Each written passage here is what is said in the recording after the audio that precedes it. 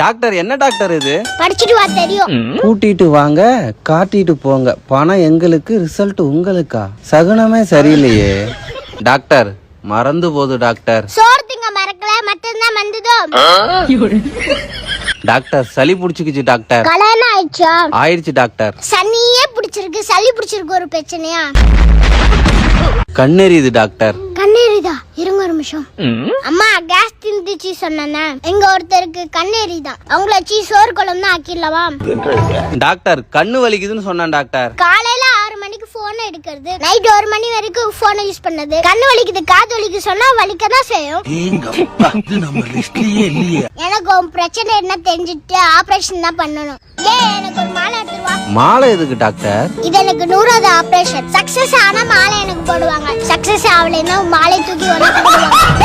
என்னங்க எனக்கு ஒண்ணுமே புரியல.